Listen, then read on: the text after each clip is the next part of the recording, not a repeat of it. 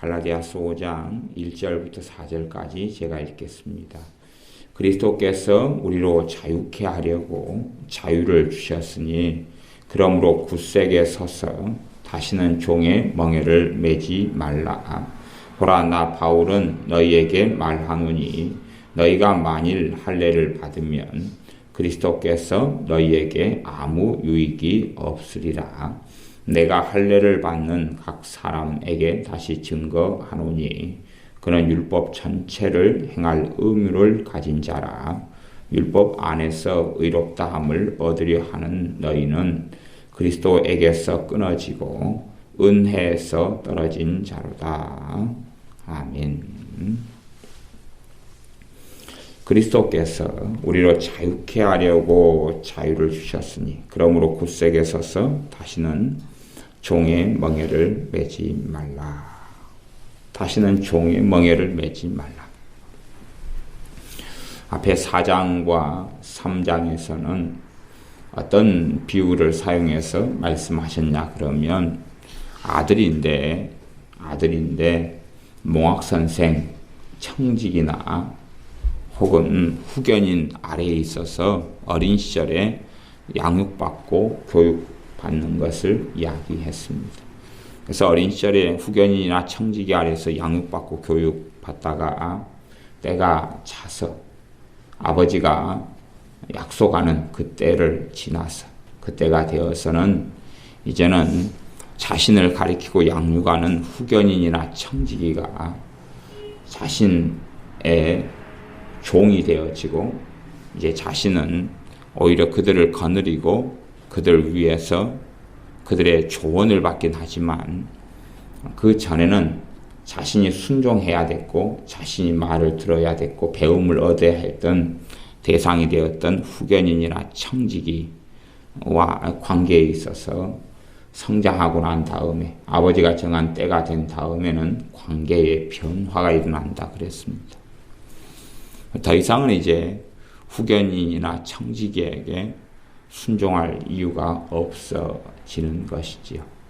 말하자면 후견이나 청지기는 이 아들이 어린 시절에 배움을 갖기 전에 그 아들에게 기본적인 것들을 배우게 하고 가르쳐 주는, 그리하여서 나중에 아들이 자신의 주인이 되고 그 이후에 아들의 인생과 삶을 살 때에 도움이 되도록 하기 위하여 어릴 때의 보모같이, 어릴 때의 유모처럼, 어릴 때의 후견인 가정교사처럼 그렇게 양육한다. 그런 이야기를 3장과 4장에 걸쳐서 이야기를 했었습니다.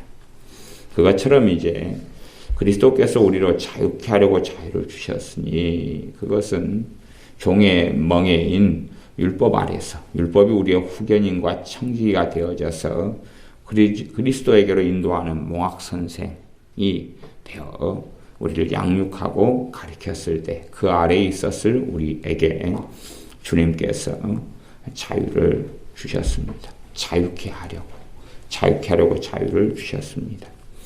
그러므로 굳세게 서서 다시는 종의 멍에를 매지 말라. 자유를 주셨는데 다시금 종의 멍에는 율법을 이야기합니다. 다시금 율법 아래에 들어가서 율법에게 순종하고 율법을 따르고 율법을 지키면서 그 아래서 살아가는 그러한 종의 멍에를 매는 것이 좀 어리석지 않느냐라고 이야기합니다.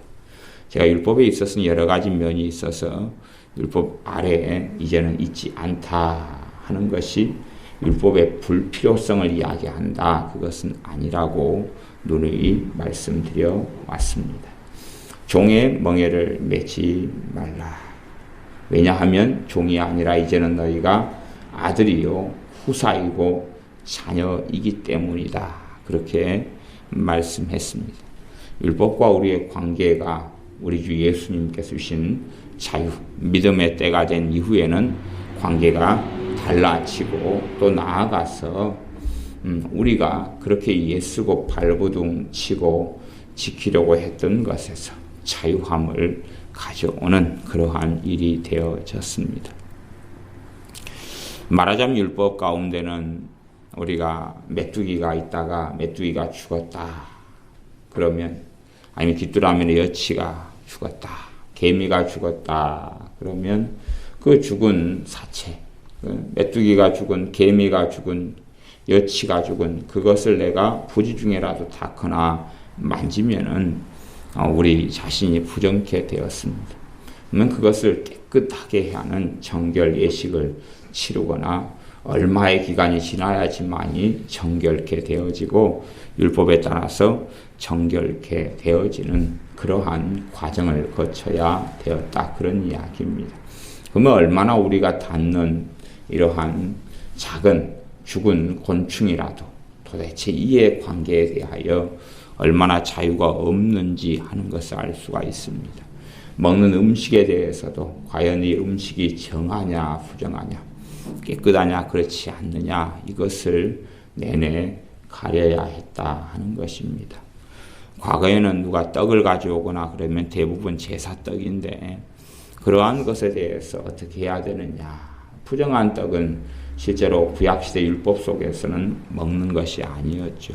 그러면 이 떡에 대하여 출처가 무엇이냐, 제사떡이냐 아니면 잔치떡이냐, 도대체 정체가 뭐냐 하는 걸 밝혀서 깨끗한 떡일 때만이 먹는 것이 종의 멍에인 율법 아래 살아가는 삶을 이야기했던 것입니다. 그러나 주님께서 오신 이후에는 음식에 대하여 기도와 감사함으로 받으면 버릴 것이 없다 말씀하셨고, 부정한 짐승이라 할지라도 이제는 기도와 감사함으로 받으면 버릴 것이 없고 깨끗해지고 정해지기 때문에 우리가 구약의 율법에 의하여 정한 음식, 부정한 음식을 굳이 이제는 나눌 필요가 없어졌고, 짐승도 정한 짐승, 부정한 짐승을 굳이 나눌 필요가 없어졌습니다. 왜냐하면 그에 대한 대가를 우리 주님께서 십자가에서 치르시면서 우리에게 자유를 주셨기 때문에 그렇습니다.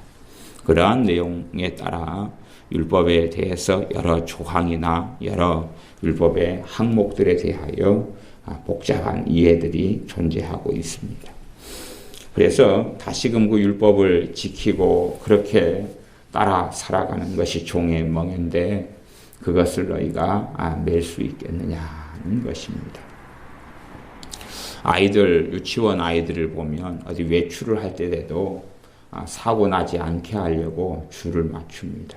줄을 맞추면서 아이들이 서로 줄을 어긋나고 도로가로 가거나 차가 지나가는데 함부로 뛰어들거나 그런 것을 방지하기 위하여 아이들로 하여금 함께 손을 잡게 하고 짝을 짓게 하고 줄을 잘 맞추면서 아이들의 관심을 주변의 차나 도로나 길 지나가다가 있는 물건들에 관심을 두지 않게 하려고 아이들에게 노래를 시킵니다. 그 노래는 간단한 노래죠. 참새는 삐약삐약, 염소는 음매, 송아지 음매, 호랑이 어흥 그런 거 있잖아요. 그런 것을 아이들로 하여금 따라하게 합니다. 고양이는 야옹야옹, 강아지는 멍멍멍 그렇게 이제 하면서 아이들을 잘 유치원 선생님이 인솔해가지고 어디 구경을 간다거나 견학을 한다거나 장소 이동을 한다거나 그렇게 합니다. 왜냐하면 그렇게 하지 않으면 아이들은 다치거나 잘못된 데 관심을 가지면서 길을 잃어버리거나 그렇게 하기 쉽기 때문에 그렇습니다. 그런데 이제 우리가 장성하고 컸습니다. 20살이 됐습니다. 30살이 됐습니다. 그런데 친구의 손을 잡고 유치원 선생님 아래서 고양이는 야옹야옹, 뿅아리는 삐약삐약 그렇게 하면서 우리가 어디를 지나갈 때도 인솔 당해가지고 걸어가야 하겠느냐 하는 것입니다. 그것이 율법의 종의 멍에를 이야기합니다. 그러면 정말로 어리석은 삶이 되겠죠. 내가 어릴 때는 그렇게 있어서 양육받는 게 마땅하지만 주님께서 오셔서 우리에게 새롭고 사는 믿음의 문을 활짝 열어 놓으셨고, 우리가 우리 주님께서 십자가에 달리시는 그 죽으심과 부활을 통하여 우리가 예수를 믿는 믿음을 통하여 이제는 종이 아니라 자유인이 되었고 하나님의 자녀가 되었으니 어찌 종의 멍에를 맬 수 있느냐 하는 것입니다. 그 전에는 우리가 종의 자리에 있었습니다. 종은 하인이기 때문에 주인 집에서 아침에 일어나면 마당을 써야 되고, 그리고 때가 되면 일하러 나가야 되고, 그리고 하인은 배울 자유도 그렇게 없어서 때마 되면 열심히 일해야 됐습니다. 그런 자리에 있는 사람이 이 주님께서 주님을 믿기 이전에 있는 종의 멍에를 메고 있는 위치였습니다. 그러나 주님께서 우리를 위해 십자가에 달리시고 주님을 믿는 믿음을 통하여 하나님의 자녀로 삼아주셔서 자녀다, 그렇게 변화되었습니다. 그래서 성경은 갈라디아서 4장 5절 6절 같은 데는 그렇게 말씀합니다. 우리 주님께서 여자에게서 나시고 율법 아래 나신 것은 율법 아래 있는 자들을 속량하시고 우리로 아들의 명분을 얻게 하려 하십니다. 아들의 명분, 아들의 신분, 아들의 자격.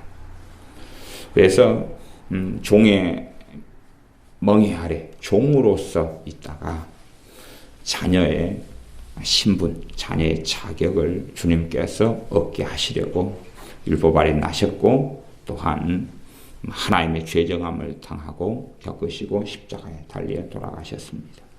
그래서 6절에는 너희가 아들인 고로 하나님이 그 아들의 영을 우리 마음 가운데 보내사 아바 아버지라 부르게 하셨느니라. 그러므로 너가 이제는 종이 아니요 아들이니. 종이 아니요 아들이니.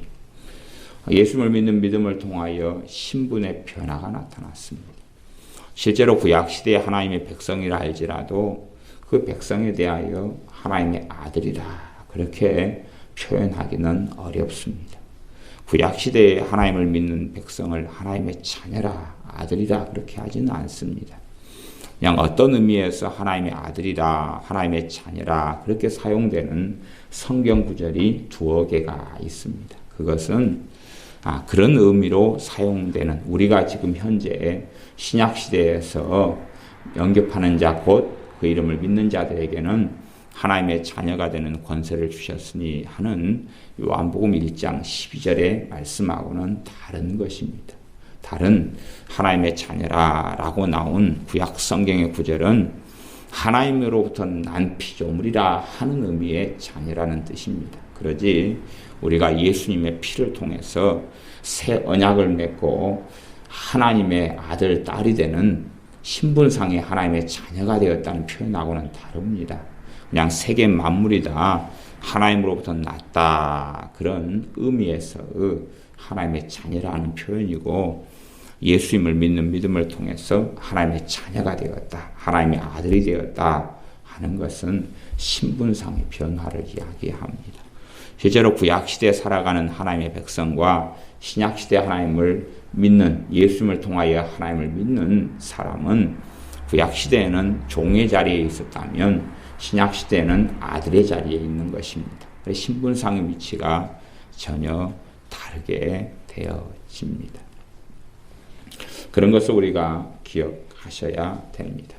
그래서 종의 자리에 난 사람은 일찍부터 일어나서 청소하고 일하고, 그리고 일을 하고 난 다음에도 집에 돌아오면 주인이 배고프다 그러면 주인이 밥을 차려주고, 그렇게 하는 것이 종의 자리에 있는 사람입니다. 그러나 아들의 자리에 있는 사람은 그것하고는 전혀 다른 길을 살아가는 자유를 가지고 있습니다. 그렇게 주님께서 우리로 자유케 하려고 자유를 주셨다. 그것은 종의 자리에 있는 사람을 자유인이 되게 하셨다 하는 것입니다. 그런데 왜 종이 다시 되려 하느냐 하는 것입니다. 왜 다시 종이 되어서 종의 멍에를 매려 하느냐? 종의 멍에를 매지 말라. 어떤 것이 종의 멍에를 매는 것이냐 하면 5장 2절의 말씀입니다. 보라, 나 바울은 너희에게 말하노니 너희가 만일 할례를 받으면 그리스도께서 너희에게 아무 유익이 없으리라. 너희가 만일 할례를 받으면 그리스도께서 너희에게 아무 유익이 없으리라. 그러면 너희는 갈라디아 교회 교인들입니다.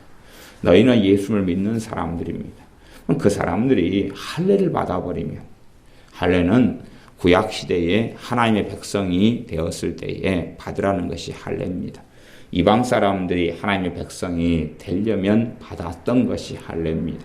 또한 유대인으로서 태어난 사람들이 난지 8일 만에 받아야 했던 것이 할례입니다. 할례는 하나님께서 명하신 것입니다. 모세를 통하여 명하신 것이고 그 이전에 아브라함 때에도 할례를 받는 것이 있었다는 것을 우리는 알고 있습니다. 그래서 이스마엘 같은 경우도 할례를 받았었고 이삭도 할례를 받았습니다.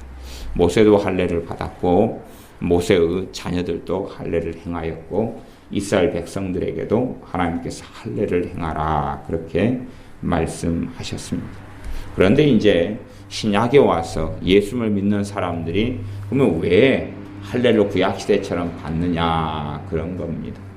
구약시대처럼 할례를 받는 이유는 이들이 거짓된 복음을 전하는 사람들에게 속아 넘어가서 할례를 받지 않으면 하나님의 자녀가 되지 않는다. 할례를 받지 않으면 영생을 얻지 못한다.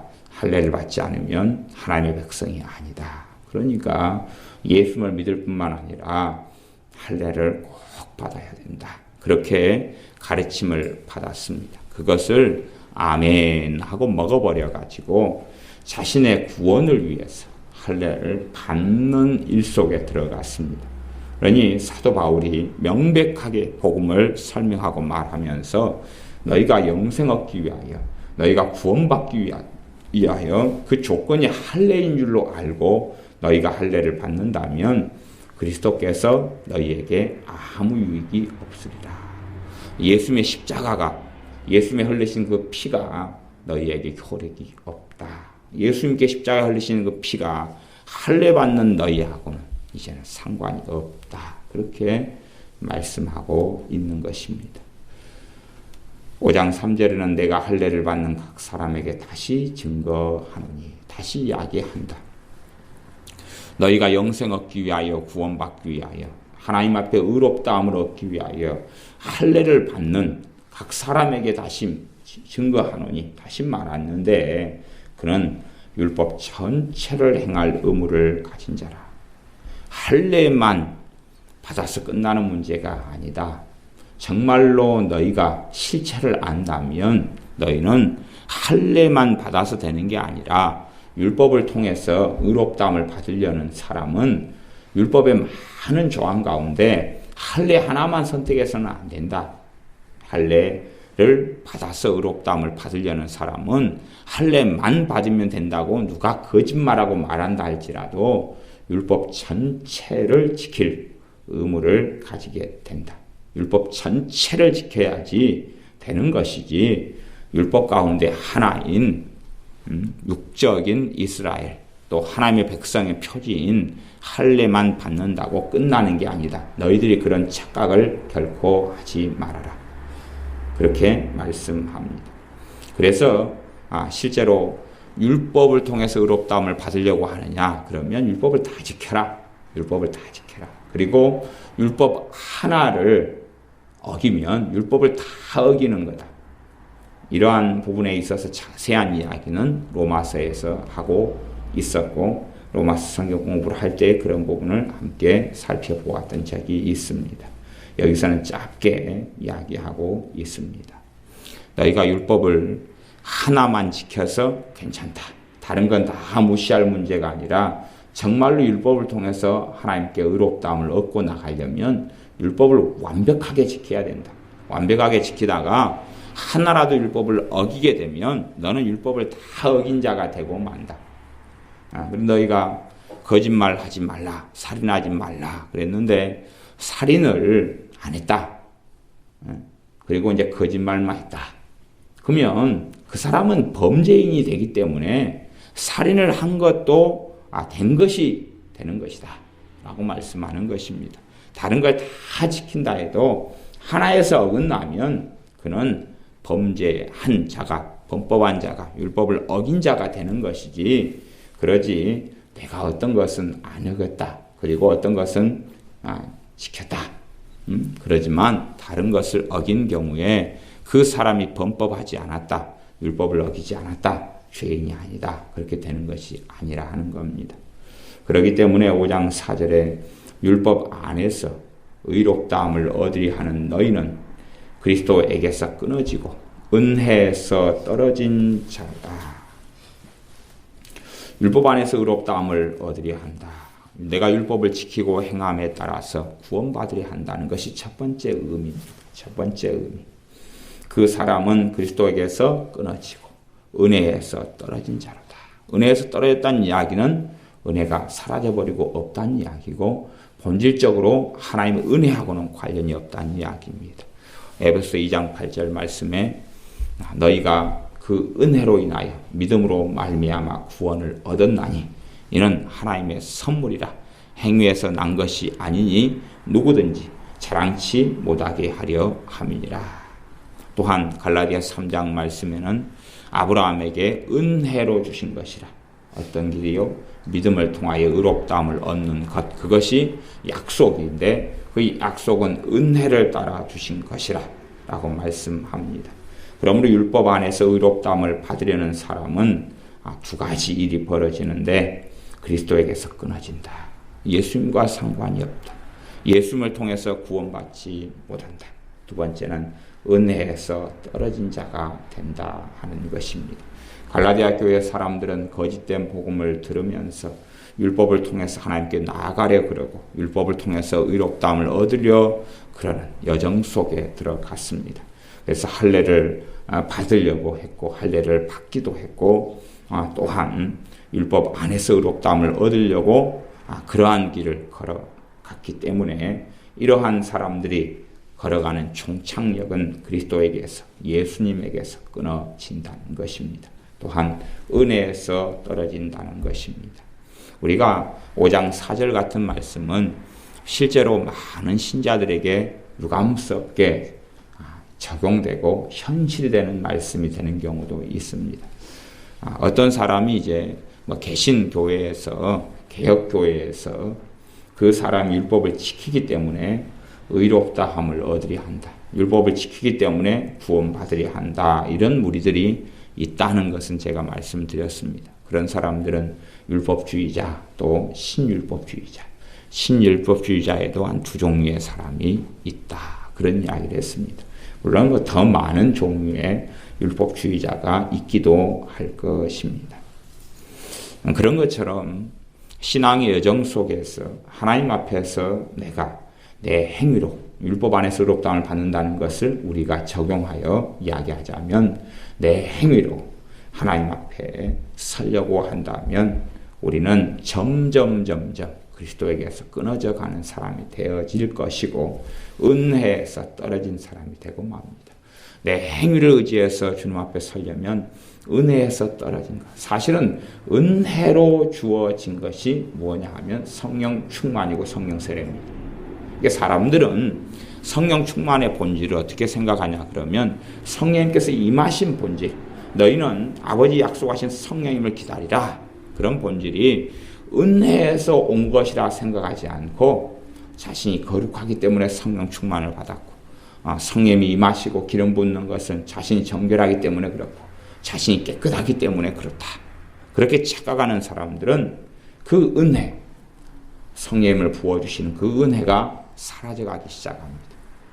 자신의 율법의 행위에 의지하는 사람들, 내가 이렇게 봉사했노라, 내가 이렇게 구제했노라, 내가 이렇게 섬겼노라, 혹은 내가 이렇게 금식했노라, 내가 이런 기도 생활을 하고 살았노라, 내가 이렇게 전도했노라 하는 자신의 율법의 행위에 의지하여 하나님께 나아가려고 하는 사람들은 은혜에서 떨어집니다.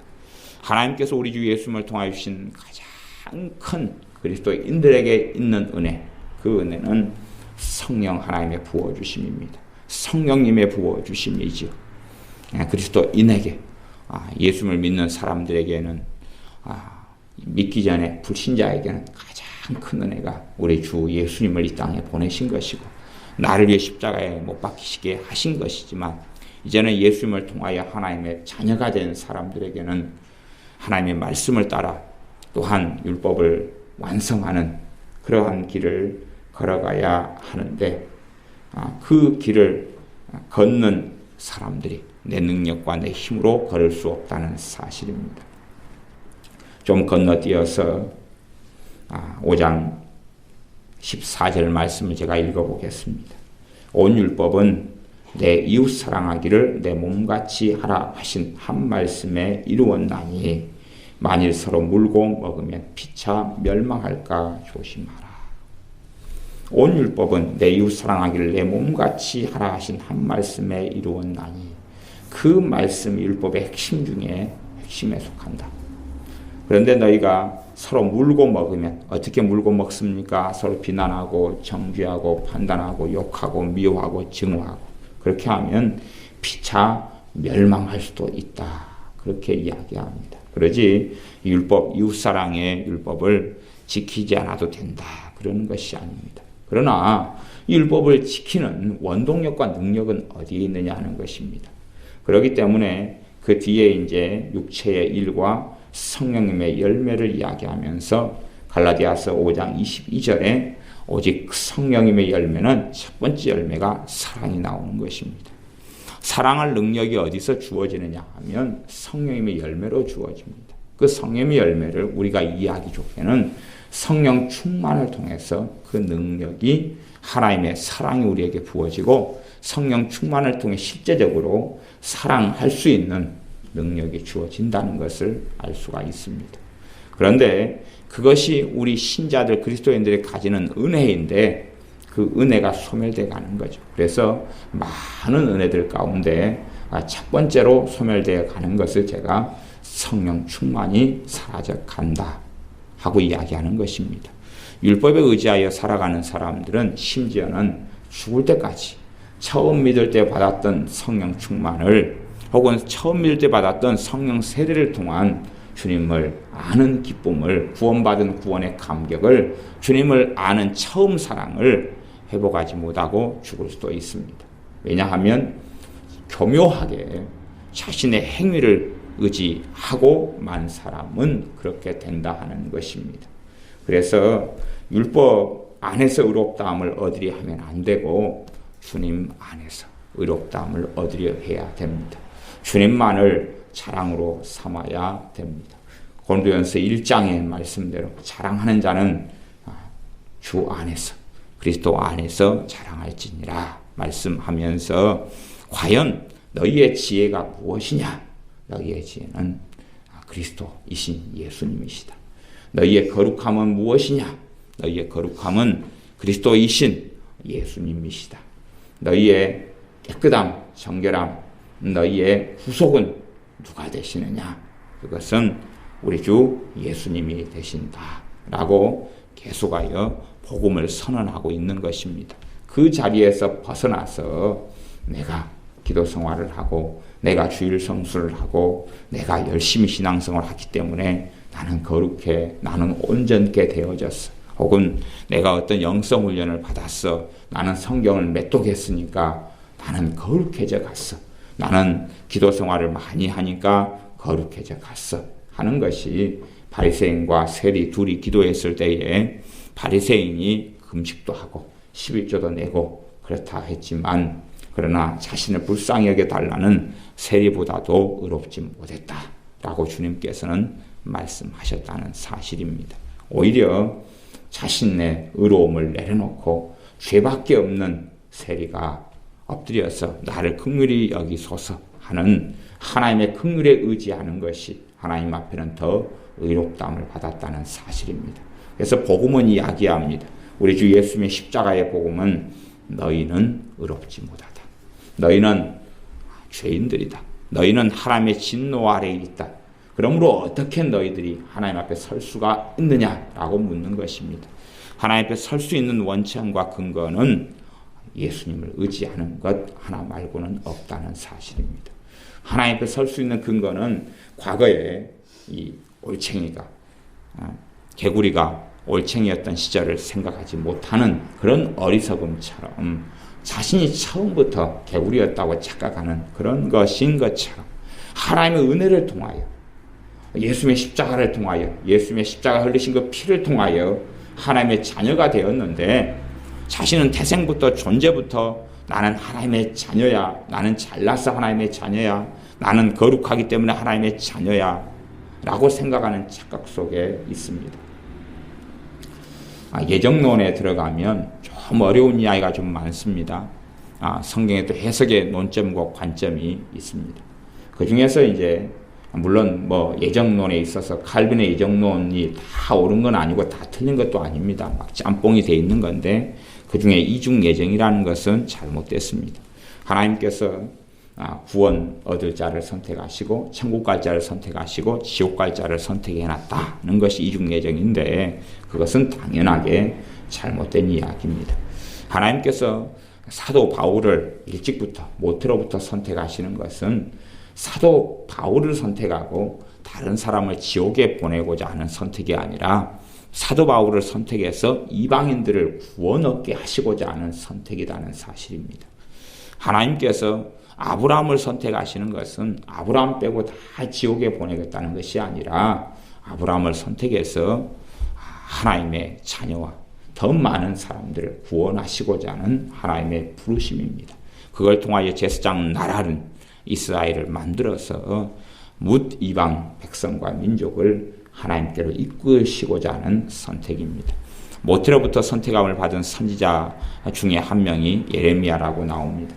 예레미야를 선택하시고 부르신 것은 예레미야를 통해서 하나님의 말씀을 증거하시면서 사람들이 하나님께 돌아오게 하시려는 하나님의 부르심이고 예레미야서를 통해서 얼마나 깊이 있는 말씀들이 전해져 왔는지 모릅니다. 그래서 예레미야를 통한 하나님의 메시지를 반대하는 이들은 심판으로 나아갔고 그 앞에 엎드리고 주님께 돌아온 사람들은 구원의 역사 속에 들어왔던 것이 예레미야를 통해서 하나님이 하셨던 일입니다. 그래서 이제 예정론이 좀 어려운 부분이 있는데 예정론을 크게는 두 가지로 보기도 합니다. 좀 어려운 이야기입니다만은 하나님의 예정이 어떻게 되어지느냐 하면 예지 예정과 예정 예지 그렇게 이야기되어집니다.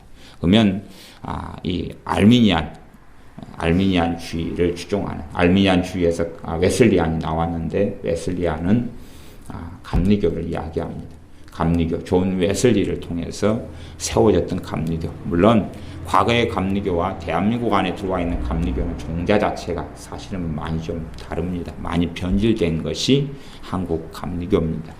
어쨌든 감리교의 신학에서 가지는 감리교에서 연결된 것은 성결교이기도 합니다. 그쪽에서 가지고 있는 예정론은 예지 예정입니다. 예지 예정. 예지 예정은 실제로는 무엇에 근거하냐 그러면 예지 예정의 신학이라는 것은 상당히 위험한 신학인데 예지 예정은 사람의 행위에 근거하는 것이 예지 예정입니다. 이게 은혜에 근거하는 게 아닙니다. 그러면 누가 구원받는다. 누가 하나님의 백성이다. 그렇게 되었다. 그렇게 가정한다면 웨슬리안 예지 예정을 믿는 물론 존 웨슬리 같은 목사님은 정말로 주님 앞에 올바르게 살아갔던 좋은 거룩한 종입니다. 하지만 그가 한 신학적인 가르침이 다 옳고 다 바른 게 아닙니다. 칼빈 같은 경우도 정말로 종교 개혁자로서 많은 하나님의 백성들이 하나님께 돌아오게 하는데 선두주자에 섰던 사람입니다. 그러나 그가 했던 가르침이 다 옳은 것은 아니었다는 사실입니다. 어떻게 사람이 다 옳단 말입니다.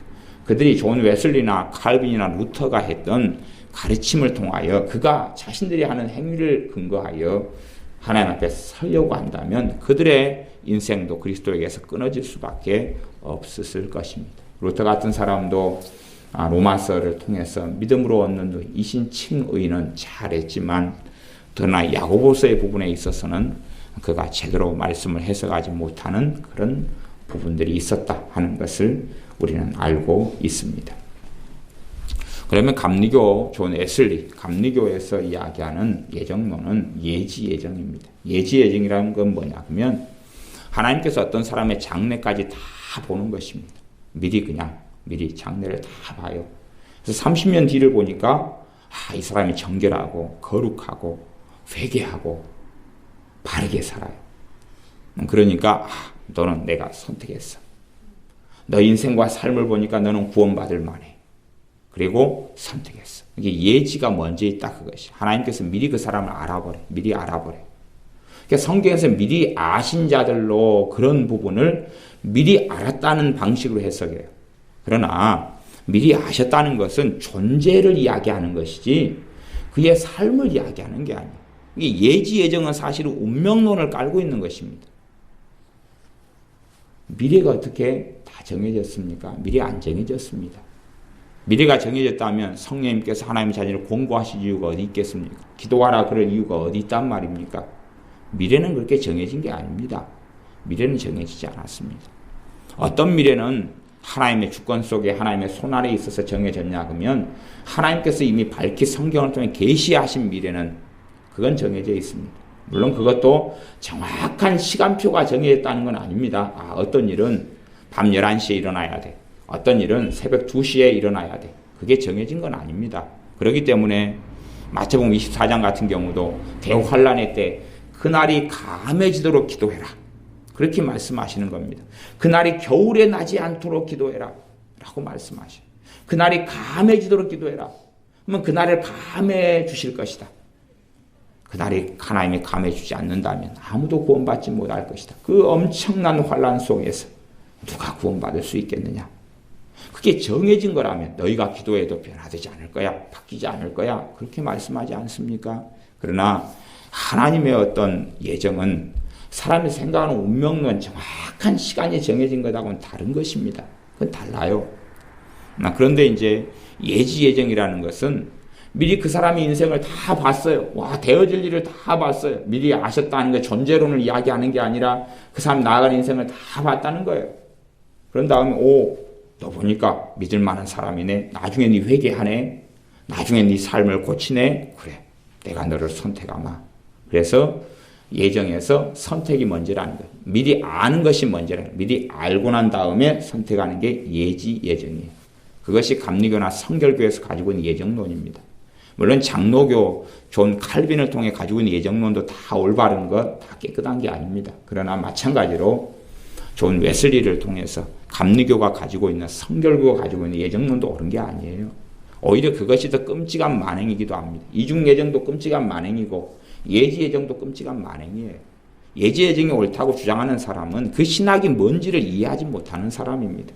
근데 그렇게 주장하는 사람들이 좀 있어요. 누구라고 제가 말하기는 그렇지만 그런 어리석은 사람들이 있습니다. 그것은 행위를 근거한 신학이에요. 행위를 근거한 인간의 행위를 근거한 신학이에요.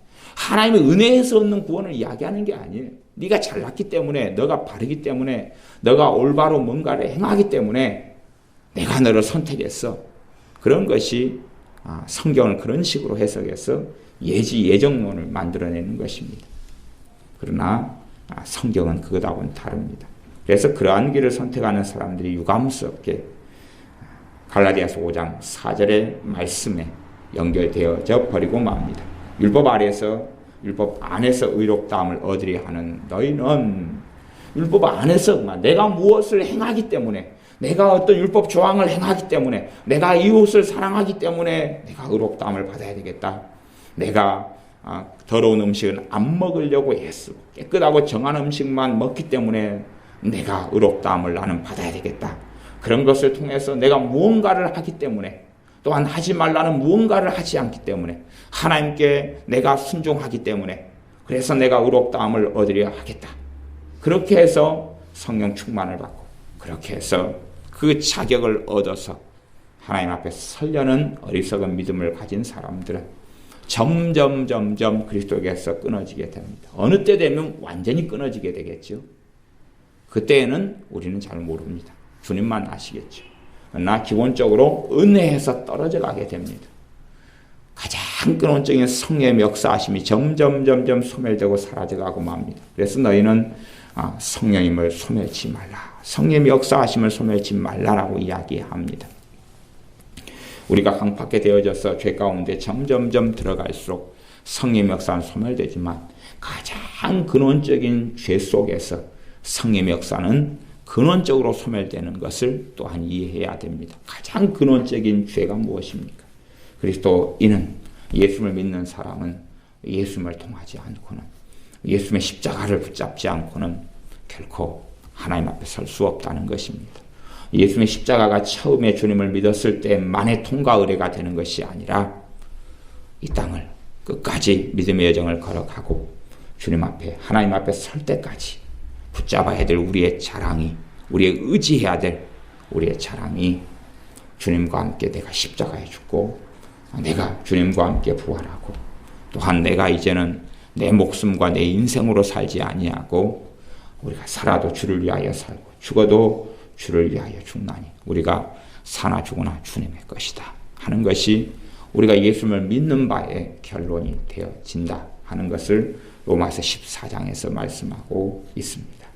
그렇기 때문에 우리가 다시금 율법을 통하여 종의 멍에 속에 들어가는 것이 아니라 내가 은혜 안에 거한 자, 그리스도에게서 끊어지지 않고 주님을 통하여 의로움을 입는 자가 되어져서 율법을 오히려 완성되어진 것은 이제는 내가 은혜로 감사함으로 넘어가고 율법적인 도덕적인 부분은 순종해야 될 것은 내 능력을 통해서 순종하는 게 아니라 그리스도에게서 연결되어져서 그 사랑 또한 예수님의 이름으로 임하신 아들의 영인 성령님의 능력과 충만하심을 통하여 주의 말씀을 지켜가는 그러한 믿음의 자리 속에 거하여야 합니다. 기도하겠습니다.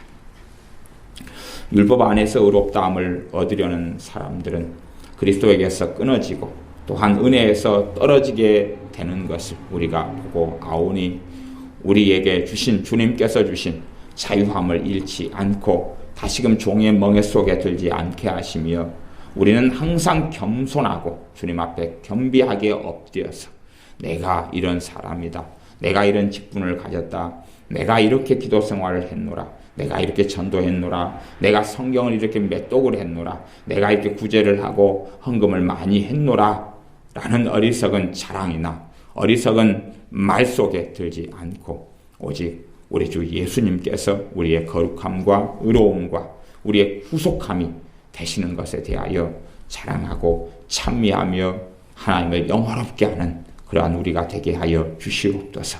주님 안에서 의롭다함을 얻는 우리가 언제라도 그 자리에서 머물러 있게 하셔서 주님에게서 끊어지지 아니하고 또한 은혜에서 끊어지지 않는 자가 되게 하여 주셔서 은혜로 임하신 우리 주 예수님의 보혈로 주님의 이름으로 임하신 성령 하나님의 도우심과 인도하심과 이끄심과 충만케 하심으로 말미암아 율법을 완성해가며 하나님을 영화롭게 하는 하나님의 자녀의 자리에서 우리가 살도록 도와주시며 은혜에서 떨어지지 않도록 우리가 정신을 차려서 어리석고 잘못된 교훈들 속에 들지 않게 하여 주시옵소서. 예수님의 이름으로 기도하옵나이다. 아멘.